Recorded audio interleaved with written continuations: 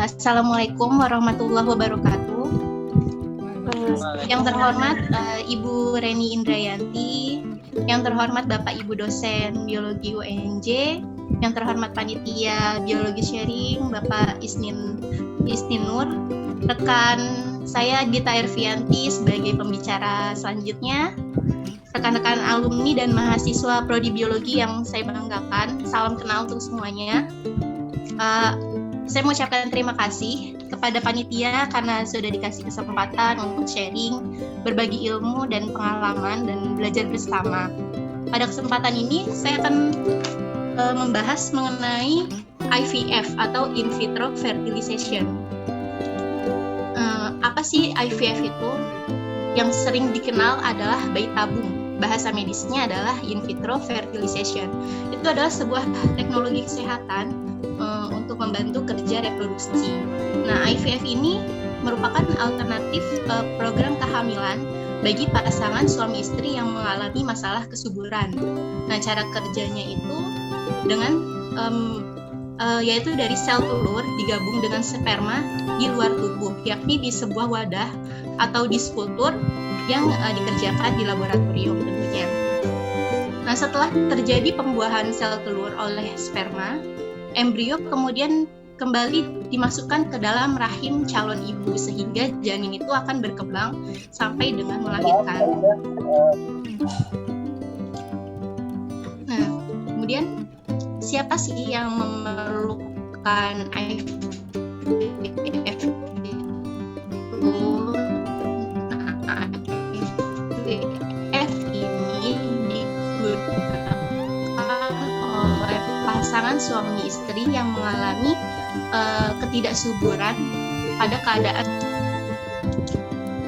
Kemudian perempuan dengan gangguan ovulasi, gagal ovarium prematur, kemudian adalah dari individu yang mengalami kelainan genetik dan infertilitas yang tidak dapat dijelaskan, wanita yang mengalami poor responder, kemudian wanita yang mengalami PCO atau polycyclic ovary, ada juga yang mengalami kista, endometriosis. Selain itu dapat disebabkan infertilitas dari faktor pria.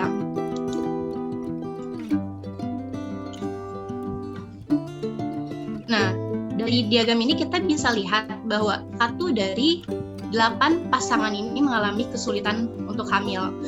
Nah, tidak hanya dari kita bisa lihat di sini bahwa kesulitan hamil itu tidak hanya disebabkan oleh faktor wanita saja, bisa dilihat bahwa pria pun bisa mempengaruhi faktor ketidaksuburan dalam suatu pasangan suami istri.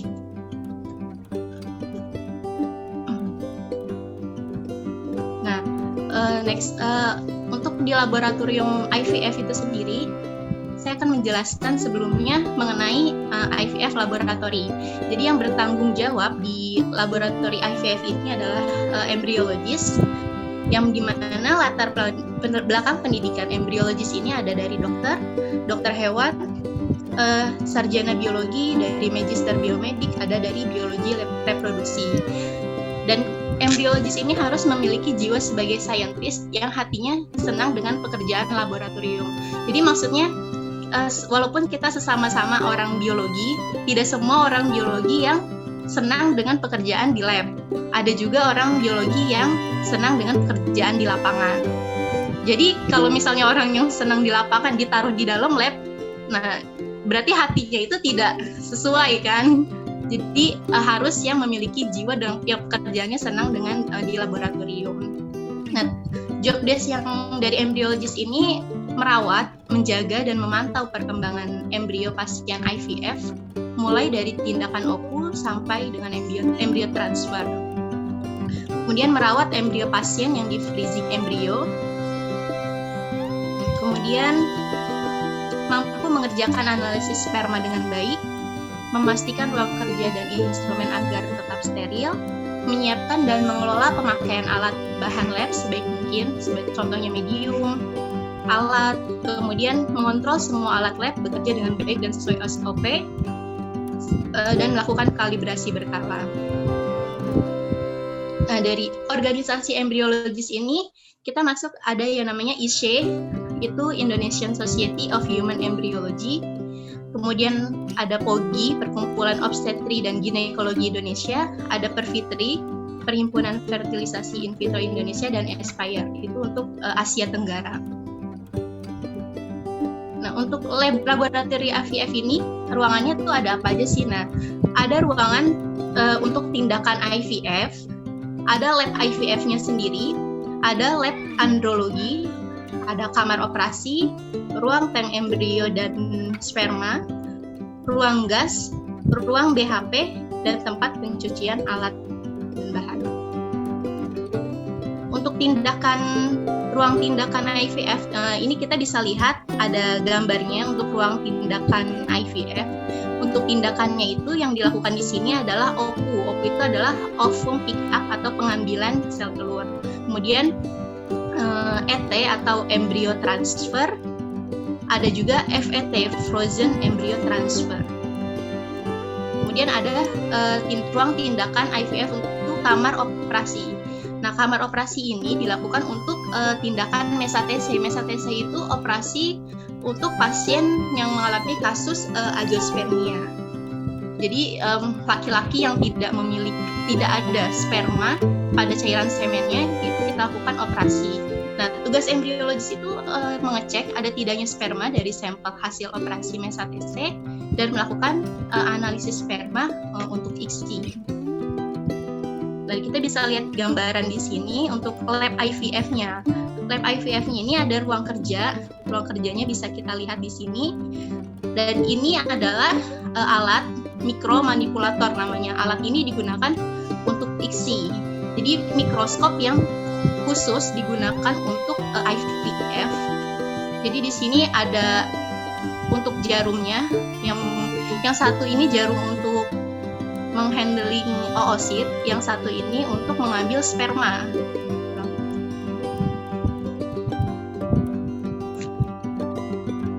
Nah, ini di sampingnya mikromanipulator tadi, ini adalah IVF workstation, di mana kita bekerja sebagai embriologis, bekerjanya itu adalah di meja ini ya, untuk menghandling oosit, untuk melihat kondisi oositnya seperti apa.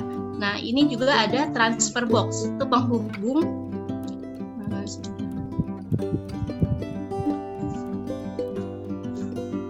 transfer box atau penghubung dari ruang tindakan ke lab IVF.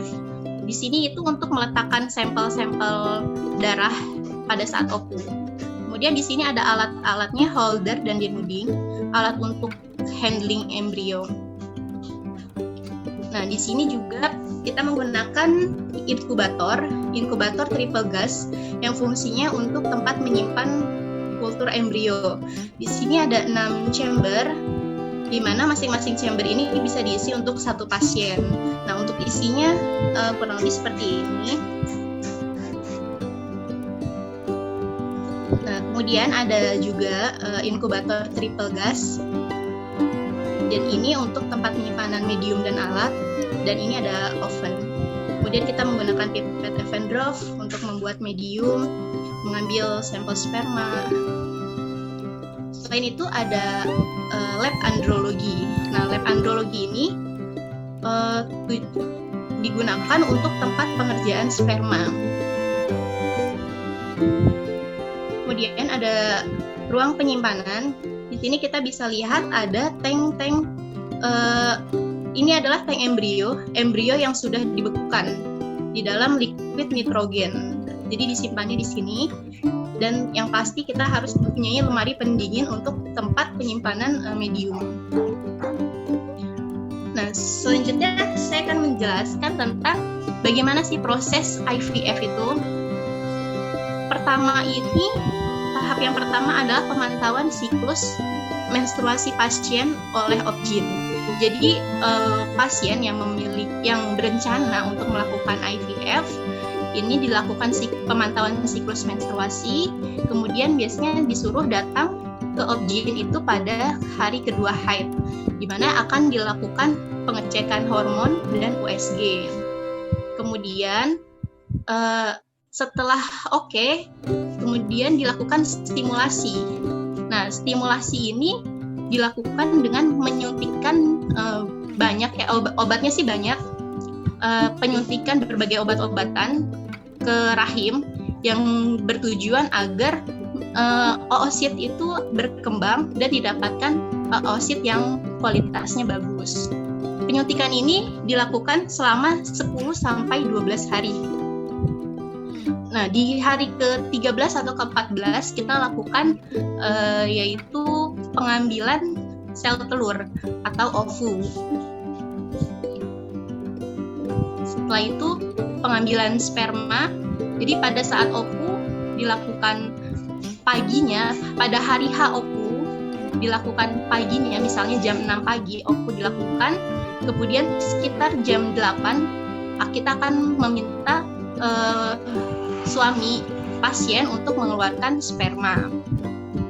Nah, kemudian tahap ke-6 itu mempertemukan sel telur dan sperma di cawan. Nah, inilah inti mengapa program ini dinamakan bayi tabung, karena pembuahan itu benar-benar dilakukan di tubuh istri.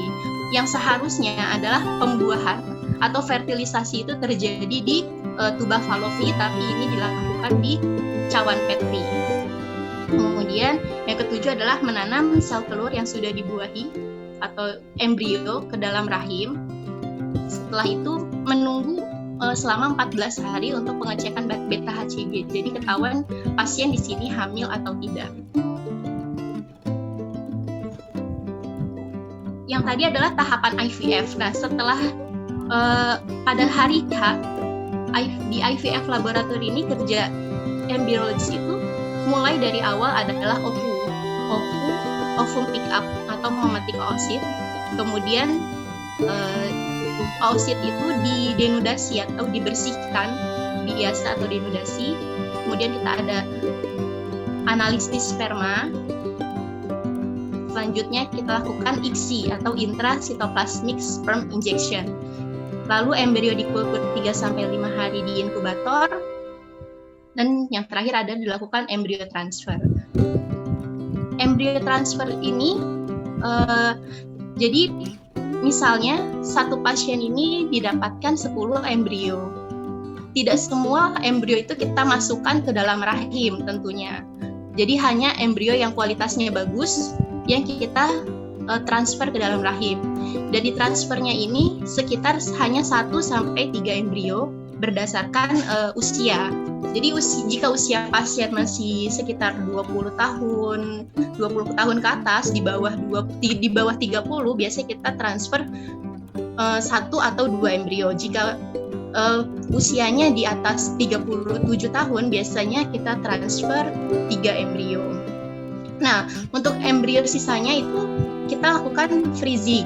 Jadi freezing ini kita simpan dan bisa dipakai, mungkin bisa 2 atau 3 tahun kemudian ibunya ingin hamil lagi gitu, itu bisa kita simpan dan kita cairkan nanti pada saat pasien membutuhkan. Di sini saya ada proses OVU, sebentar. Sudah terlihat belum? Ya, sudah. Iya. Ini di sini cairan folikelnya disimpan di box. Ulang aja deh gitu dari nol. Oh iya. Jadi ini di box yang berisi cairan folikel, dan cairan folikelnya kita cek di IVF workstation sini. Nah, pada saat di sini kita bisa menemukan sel telur atau oosit dari cairan folikel ini. Ini gambaran.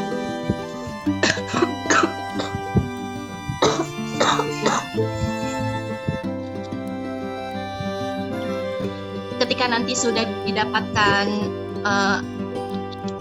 oositnya kemudian dimasukkan ke inkubator tadi.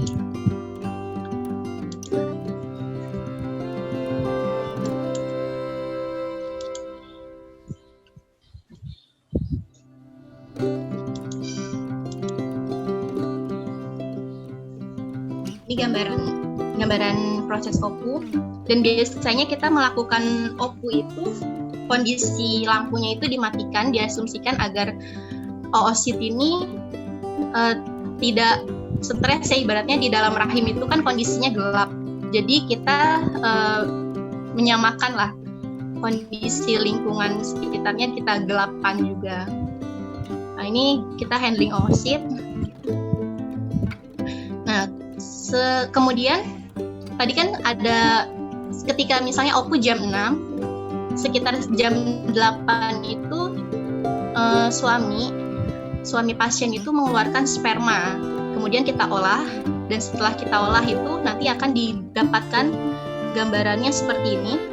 Jadi kita sebelum ICSI ya. Ini gambaran sperma pasien nih. Jadi sini kita lihat kita akan mengambil sperma yang pergerakannya bagus, terus bentuknya juga yang bagus. Kita bisa lihat di sini. Sini kita bisa. Kita ambil menggunakan alat tadi mikromanipulator, menggunakan jarum yang ada di alat mikromanipulator tadi. Ini gambaran sperma pasien ya.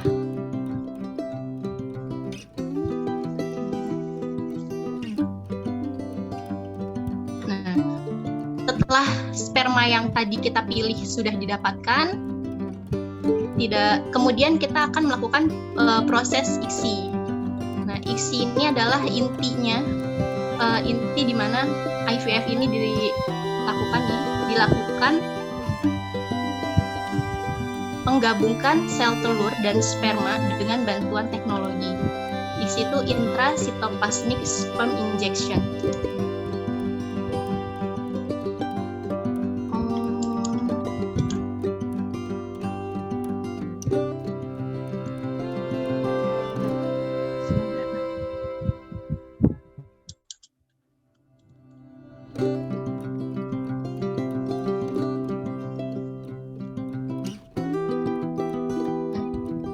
Di sini teman-teman bisa lihat ya, ini ada sperma yang sudah kita pilih. Jadi hanya satu sperma untuk satu sel telur atau oosit. Ini sel telur kita ya. Ini kita lihat sperma yang warnanya ada hitamnya ini kepalanya. Kita lihat nanti dia lama-lama bergerak. Bergeraknya itu karena kita muter di alat mikromanipulator tadi. Jadi kita letakkan sperma di ujung, kemudian kita tusukkan ke dalam ke oosit.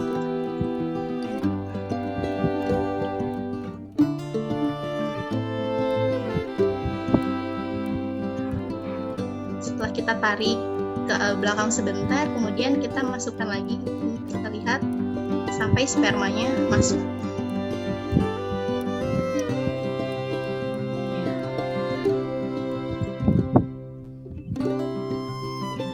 Kita lakukan satu persatu tergantung banyaknya oosit yang kita dapatkan pada saat OKU. Jadi setiap pasien ini mendapatkan jumlah oosit yang berbeda-beda. Biasanya pasien yang usianya sudah berumur, misalnya sekitar 40 tahun, kita mendapatkan oosit itu jumlahnya tidak terlalu banyak. Jadi semakin usianya semakin tinggi, kualitas oosit juga berkurang. Nah, setelah diisi, embrio itu kita kultur. Nah, kulturnya itu di disk seperti ini, disk kulturnya di medium, namanya itu adalah medium. Kita banyak menggunakan mediumnya, ada medium Cleve di hari ke-1 dan hari ke-0 dan hari ke-1. Kemudian medium blast untuk hari ke-2.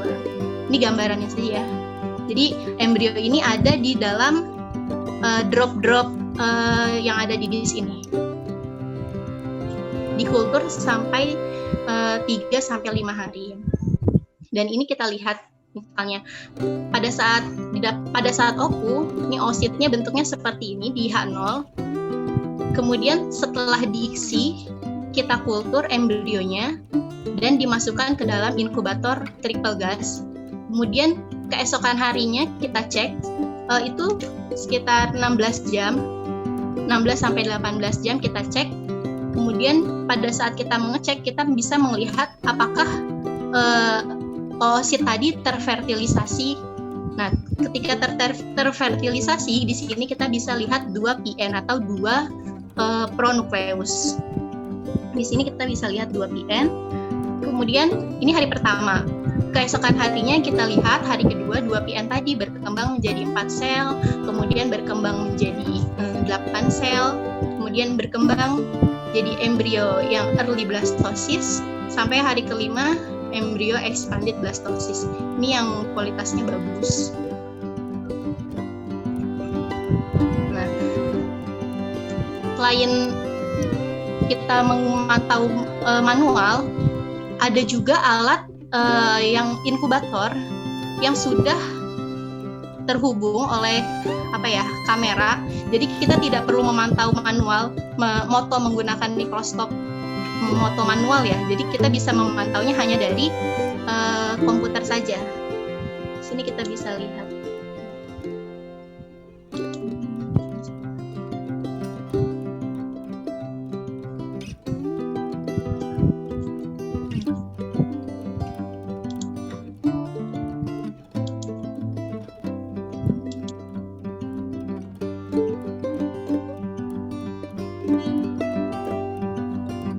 Mohon maaf ya, agak lama.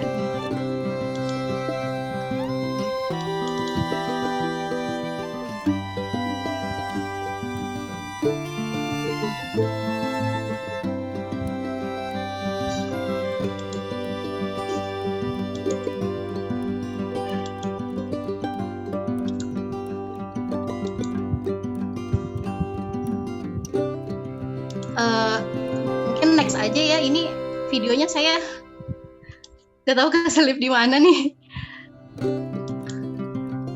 Nah, kesimpulan dari presentasi ini adalah program IVF ini dilakukan untuk pasangan suami istri yang kesulitan hamil karena berbagai faktor, baik dari pria maupun dari wanita. Nah, untuk perkembangan pasien, setiap pasien ini memiliki perkembangan embrio yang berbeda-beda tergantung kualitas dari sel telurnya, kemudian dari kualitas dari spermanya, faktor usia dan pola hidup. Nah, untuk keberhasilan dari bayi tabung itu hanya kurang lebih 40%. Mungkin demikian apa yang bisa saya sampaikan, kurang lebihnya mohon maaf. Saya kembalikan ke moderator. Wassalamualaikum warahmatullahi wabarakatuh. Waalaikumsalam warahmatullahi wabarakatuh. Baik, terima kasih Kak Saida atas pemaparan materinya. Baik, selanjutnya kita akan masuk ke sesi tanya jawab. Sudah ada beberapa yang masuk di kolom chat. Yang pertama saya akan bacakan untuk Kak Saida dulu dari Firman. Untuk pertanyaan yang pertama, sebenarnya apa saja sih Kak yang harus diperhatikan oleh pasien sebelum melakukan program ini? Lalu untuk kualitas sperma dan sel telurnya itu dibagi berapa? Dan yang bisa dilakukan program ini minimal kualitasnya seperti apa? Serta ada tidak faktor yang mengganggu ketika hasil IVF ini diletakkan kembali di rahim? Seperti itu. Mungkin Kak Saida langsung saja.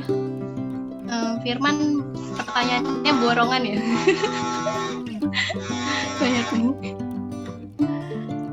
Halo Firman, sebelumnya saya mau jawab untuk pertanyaan yang Firman tanyakan mengenai apa sih yang harus diperhatikan oleh pasien sebelum melakukan program ini.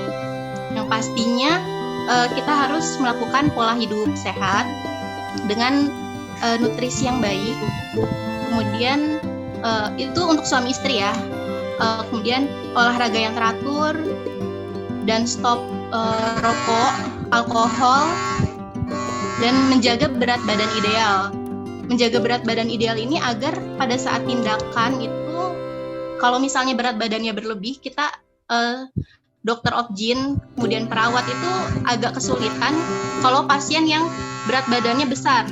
Jadi agak mengganggu. Jadi agar dijaga berat badan ideal. Kemudian yang pasti persiapan mental untuk mengikuti program IVF agar tidak stres. karena stres itu sangat mempengaruhi semuanya. Selanjutnya untuk kualitas sperma. Kualitas sperma ini ada berapa bagian gitu ya. Untuk kualitas sperma, kita ada mengelompokkan sperma itu dari pasien itu ada yang teratozospermia, astenozospermia, oligozospermia.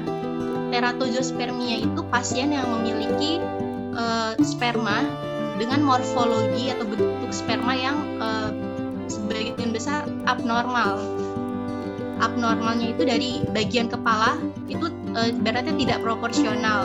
Ada yang kepalanya besar, ada yang kepalanya bentuknya panjang, dan ekornya ada juga yang melingkar. Mungkin di sini di biologi udah pernah belajar juga morfologi sperma tuh yang bagusnya seperti apa. Kan biasanya terlihat akrosom yang jelas, kemudian bentuknya juga proporsional. Nah, untuk teratozospermia ini ekornya itu ada yang melingkar gitu, dan bentuknya itu tidak proporsional ya. Untuk kemudian astenozospermia itu pergerakannya yang kurang bagus. Seharusnya yang kita pilih adalah sperma yang pergerakannya bagus, lurus, cepat. Nah, untuk astenozospermia ini dia bergeraknya itu gimana ya? Pokoknya bengkok, melikuk-melikuk lah untuk pergerakannya, tidak lurus. Kemudian ada oligozospermia, itu jumlah sperma yang didapatkan dari cairan semen itu jumlahnya sedikit. Kalau untuk kualitas oosit ini, kita ada oosit. Kalau untuk bagiannya berapa, kita tidak belum bisa sih mengklasifikasikan oosit bagian yang bentuknya jelek atau bagian yang bentuknya kurang bagus itu apa aja. Tapi karena kita mendapatkan oosit itu beda-beda setiap pasien. Yang dari pengalaman saya, oosit itu mungkin ada yang tidak matang. Pada saat OPU didapatkan oosit yang tidak matang. Tidak matang ini berarti pada fase di mana dia masih kondisinya M1 atau metafase 1 dan GV atau germinal vesicle. Sedangkan yang kita butuhkan pada saat OPU, pada saat ICSI adalah oosit yang matang atau kondisinya adalah M2. Selanjutnya untuk program IVF ini apa ya tadi? Ada atau tidak ya?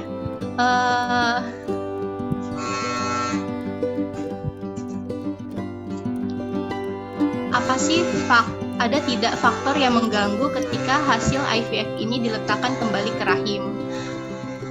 Faktor yang mengganggu ketika embrio dimasukkan ke dalam rahim yang pertama adalah dari kondisi rahim.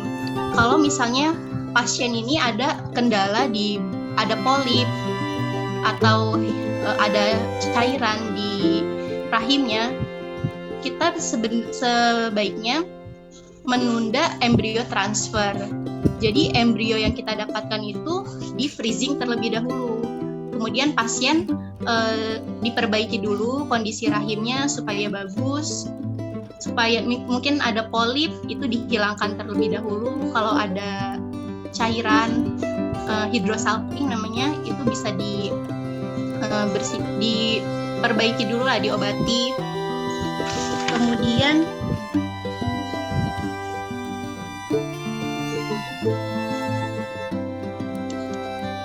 Kemudian faktor yang mengganggu adalah ketebalan dari endometrium. Mungkin dari saya itu untuk Firman. Oh, satu lagi ya.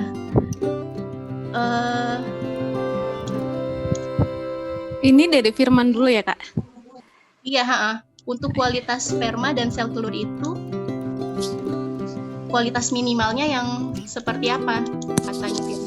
Maksudnya kualitas minimalnya tuh jadi yang bisa ikut program IVF itu yang kualitas minimalnya seperti apa gitu kali ya maksudnya ya? Iya betul. Oh gitu. Kalau untuk ikut program IVF kita tidak ada kualitas minimal. Jadi pasien yang tidak memiliki sperma atau azoospermia itu saja bisa ikut program IVF, tapi dengan cara melakukan operasi mesatese tadi. Jadi seorang laki-laki yang tidak pada cairan semennya tidak ada spermanya, maka kita lakukan operasi mesatese, yaitu diambil sperma dari bagian testis laki-laki gitu. Dari gudangnya lah. Kita ngambilnya dari gudangnya sperma gitu.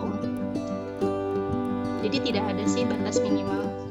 Untuk Kak Saidah dari Andika Prasetya, pertanyaan yang pertama banyak nih Kak.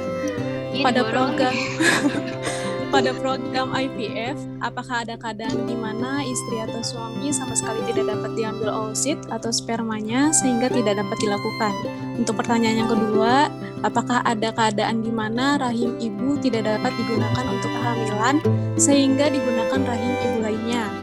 Pertanyaan yang ketiga, apakah ibu yang diinjeksi embrio akan hamil seperti ibu hamil secara normal atau ada kekurangan seperti tidak dapat menghasilkan susu atau harus lahiran dengan cara operasi sesar? Seperti yang itu, pertama, ya untuk Andika, apakah ada keadaan di mana saat hari ikut program tidak didapatkan sperma dan oosit? Itu ada. Jadi kasusnya jika laki-laki mengalami masalah azoospermia atau tidak adanya sperma pada cairan semen, kita melakukan operasi mesatese. Pada saat melakukan operasi mesatese sudah dilakukan pengambilan dari sampel itu dari jaringan bagian dalam testis, kemudian kita olah, ternyata tidak ditemukan juga spermanya. Nah, berarti pada saat program itu kita tidak mempunyai sperma untuk dilakukan ICSI nanti. Otomatis program itu gagal dari pihak laki-lakinya. Ada juga keadaan seperti itu. Jadi tidak adanya sperma pada saat operasi mesatese. Kemudian ada juga dari pihak ibunya, kondisinya ketika pada saat USG memang diketahui bahwa pasien ini hanya memiliki satu oosit.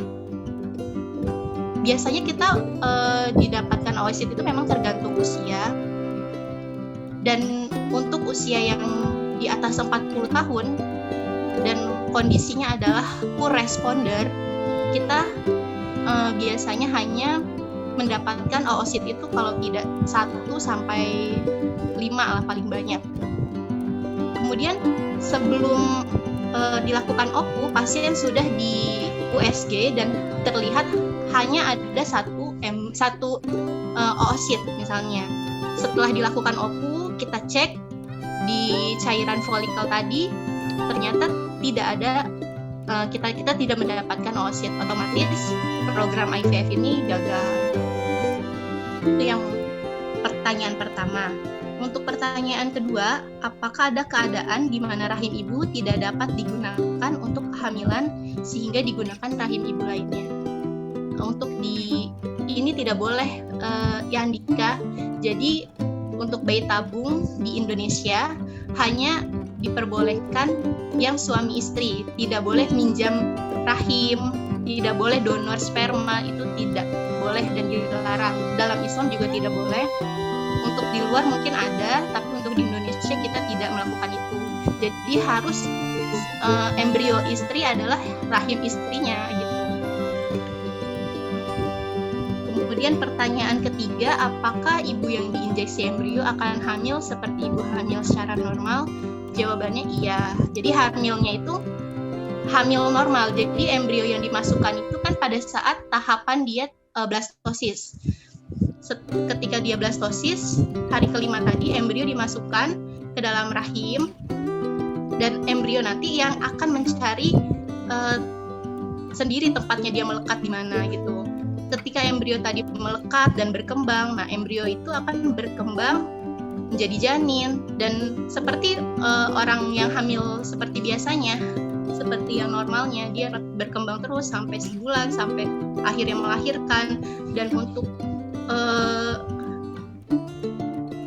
proses melahirkan, sebagian besar orang yang melakukan IVF ini kebanyakan sih secara sesar ya, karena menghindari adanya kendala-kendala saat melahirkan normal sih, kebanyakan ya pakainya operasi sesar.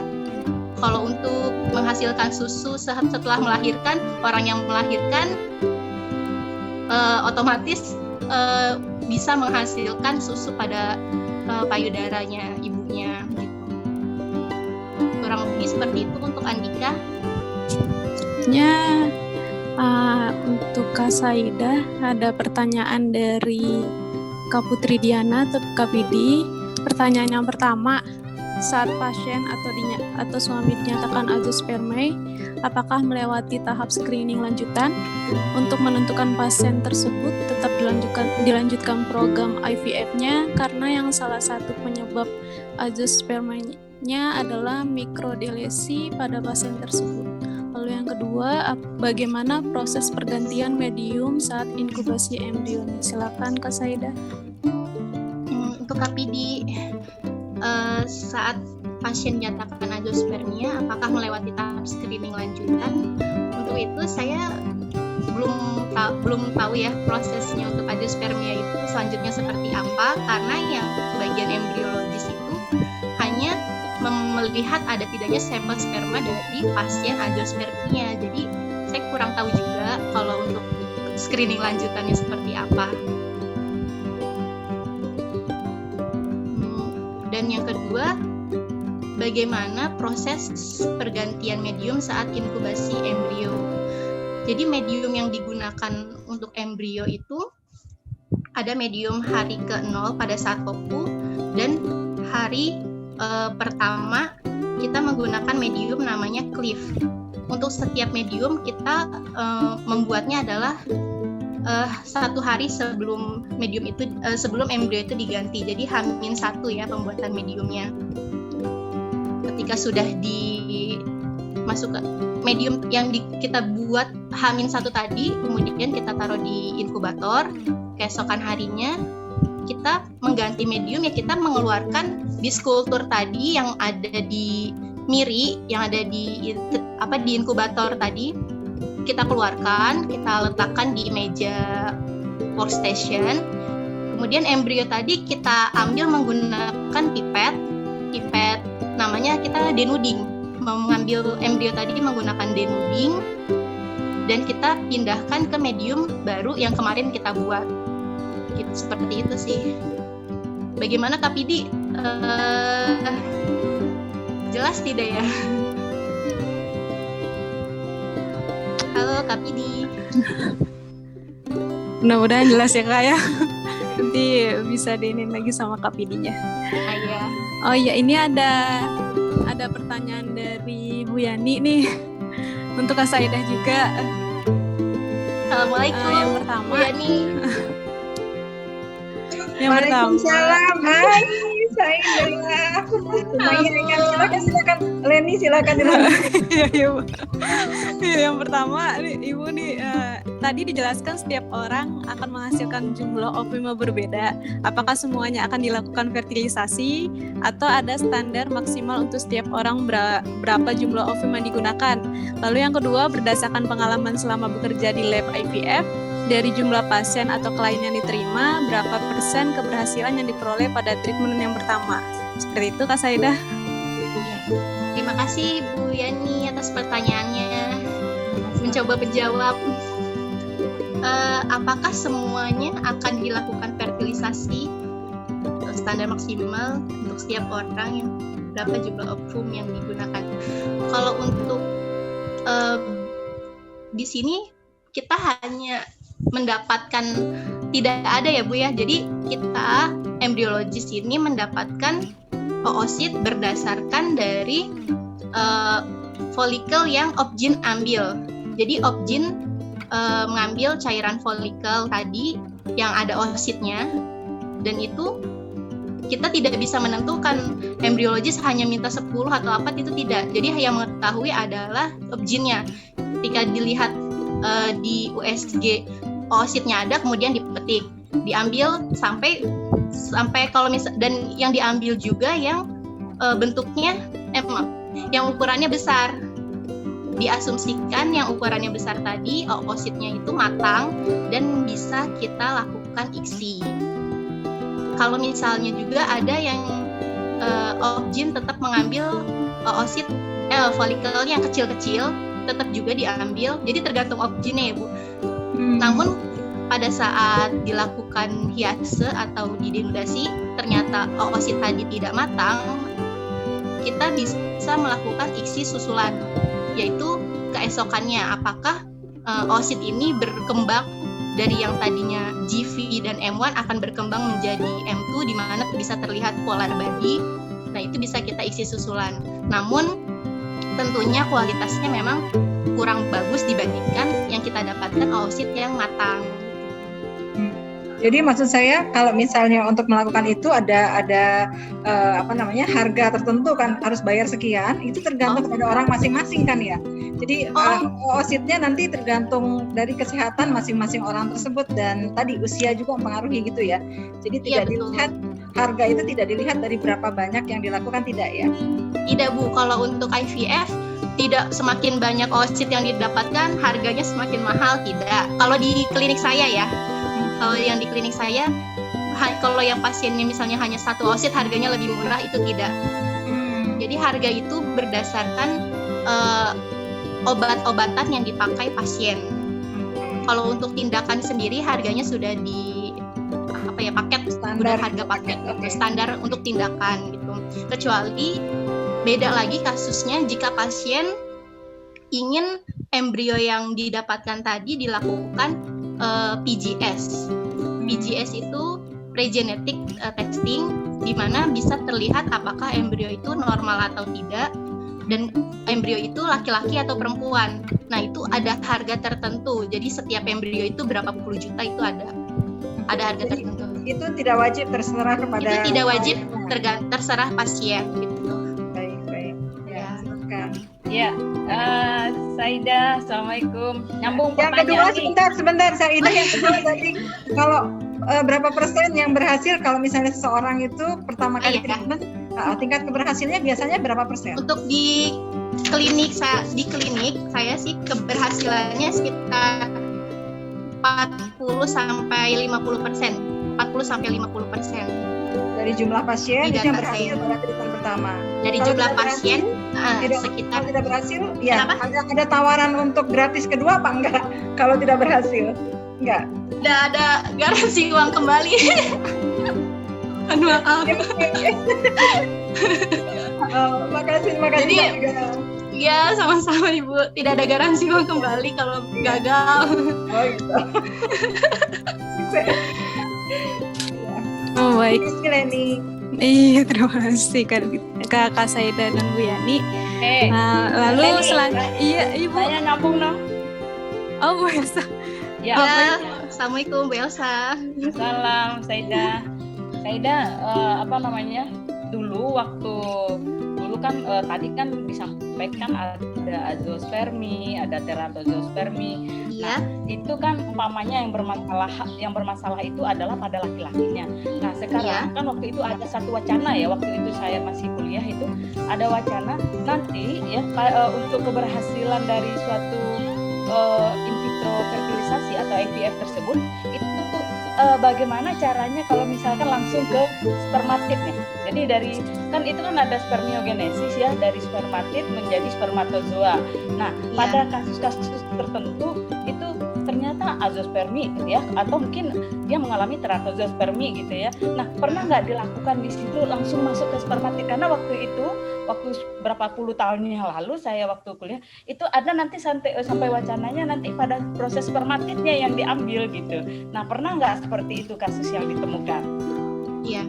Terima kasih pertanyaan Bu Elsa. Jadi ada kasus ketika kita lakukan operasi mesatese pasien azoospermia, kita tidak menemukan sedikit sekali sperma yang normal. Maksudnya normal tuh yang sperma ya, yang sudah sesuai lah ekornya, bentuknya, kepalanya. Tapi kita menemukan seperti jarum-jarum itu kan, kayak spermatid tadi. Untuk di IVF kita tidak memakai yang spermatid tadi, Bu. Jadi kita memakai yang sperma yang ada kepalanya, ada ekornya, seperti itu. Ya, jadi artinya keberhasilan untuk yang seperti itu tuh bagi orang yang pingin belum pernah dicobakan ya. Sejauh ini yang saya lakukan sih, saya belum pernah melakukan dari mengambil yang pakai spermatid, jadi yang sperma. Iya. Nah kalau untuk media sendiri kan itu tadi medianya apa namanya? Mediumnya untuk hari ke-0 dan hari pertama itu Cliff. Oh, Cliff. Nah itu Cliff. media Cliff itu media yang sudah ada di stok atau mungkin yang sudah dijual atau mungkin kita perlu membuat sendiri untuk kasus satu. Untuk mediumnya kita sudah ada yang menjual langsung dari pabriknya. Jadi nggak dibuat medium khusus. Tidak. Ya, jadi artinya ada satu masalah nih perlu diatasi dengan modifikasi medianya seperti itu. Tidak ada ya? Tidak ada, Bu. Untuk hari ke-0 dan pertama itu mediumnya Cliff, hari kedua, ketiga dan hari kedua sampai kelima kita makainya Blast. Oh, Blast ya. Blast, iya, Blast. Kalau untuk hormonnya itu sendiri hormon apa aja? Kalau untuk hormon itu kita pakai obat-obatannya, ada gonal ya, dari gonal. Untuk hormonnya saya kurang paham juga karena itu bagian of gene yang menyuntikkan. Jadi ada obat kita yang makainya itu obatnya ada Pergoveris, gonal. Untuk kandungan hormonnya berapa apa aja dan berapa saya kurang paham seperti itu. Oke, Oke, terima kasih ya. Iya. Terima kasih. Ya. Selamat sekali lagi ya. Iya, makasih. Baik. Saidah. Mohon dijelaskan untuk apa saja karakteristik ovum dan sperma yang baik bisa diproses ke tahap selanjutnya, lalu kemudian tingkat keberhasilannya 40%. Apakah sudah presentasi yang tertinggi? Lalu apa masih bisa dilakukan upaya lain sehingga menambah tingkat keberhasilan? Seperti itu pertanyaannya untuk Kak Saidah. Saya mau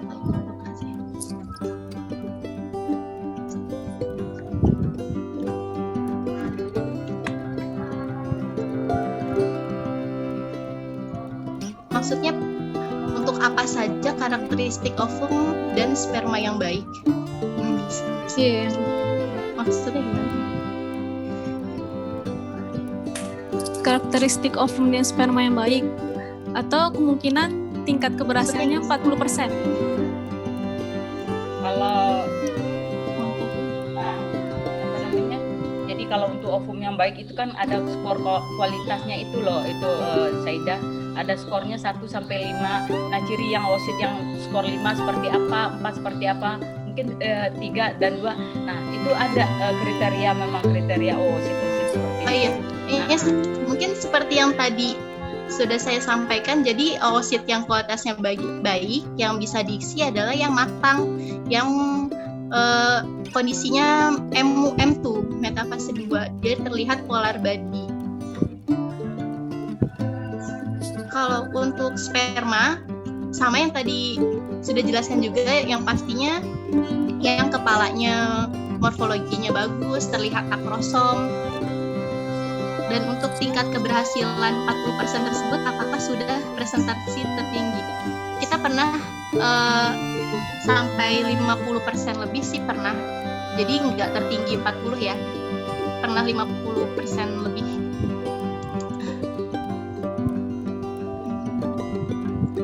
Sudah nggak Zaidah berarti? Mudah-mudahan terjawab ya. Iya, mudah-mudahan. Banyak banget. Selanjutnya mungkin karena kita sudah keterbatasan waktu, sudah pukul jam 11.44, dari Kak Saidah maupun Kak Dita mungkin ada yang mau disampaikan terlebih dahulu pada kegiatan kita hari ini. Untuk Kak Saidah dulu kali ya.